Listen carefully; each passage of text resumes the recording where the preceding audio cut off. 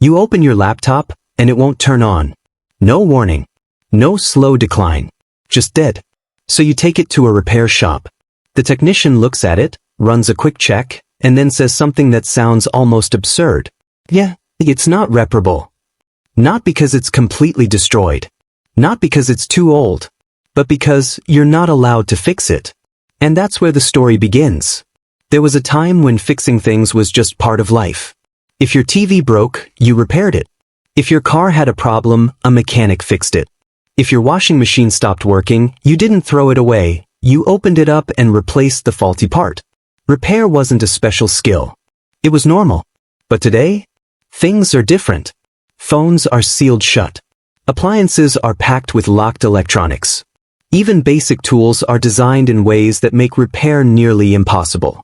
And slowly, almost invisibly, repair has been designed out of the system. This isn't just about inconvenience. This is about control. Let's ask a simple question. When you buy a product, do you actually own it? It sounds obvious. Of course you do, right? But think about it. If you can't open it, if you can't fix it, if you can't replace its parts, do you really own it? Or are you just borrowing it under certain conditions? Modern products are no longer just physical objects. They are a combination of hardware, software, and restrictions. And companies don't just sell you the product anymore. They control how it's used and how it's repaired. It's like buying a house, but the builder keeps the keys and decides when you're allowed to fix the roof. Take a look at your phone. Not the screen. Not the apps. The inside. Older phones used to have removable batteries. You could open the back, swap it out, and keep going. Screens? Replaceable. Parts? Accessible. But everything is glued together. The battery is sealed inside. The screws are specialized. The internal layout is fragile and tightly packed. If you try to open it without the exact tools and knowledge, you might break it permanently. And even if you succeed, you'll notice something. This device wasn't designed to be repaired. It was designed to stay closed. Because once it's closed, control stays with the manufacturer. Let's say you manage to open your device. You identify the problem. A faulty component. A worn-out battery. Now all you need is a replacement part. Sounds simple, right? Except it's not. Many companies don't sell official parts to the public. Some restrict them to authorized repair centers. Others price them so high that buying a new product becomes the cheaper option. So you're left with limited choices.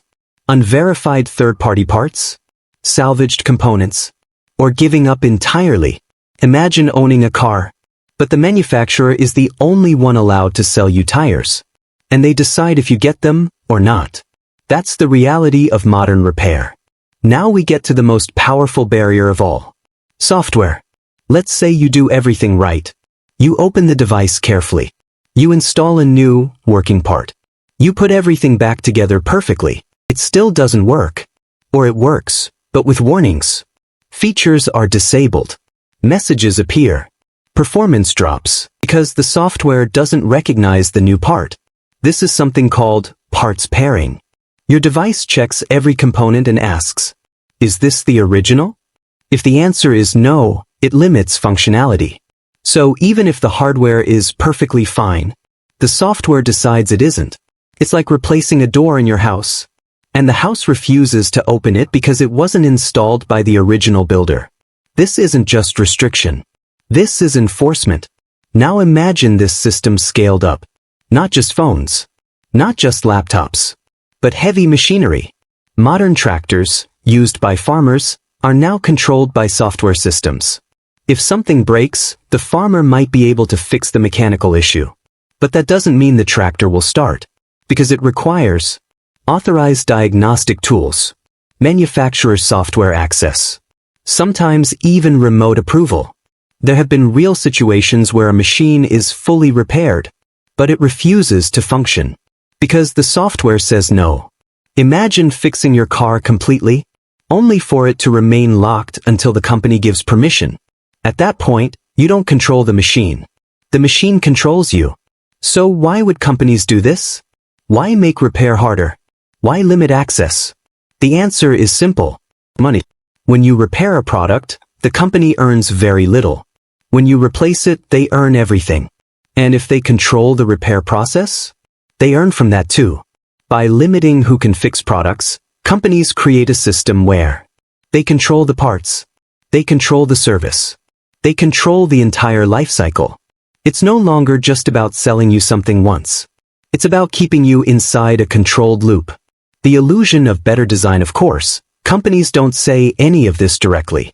Instead, they talk about sleeker designs, thinner devices, improved user experience. And yes, some of these things are true, but they come with trade-offs.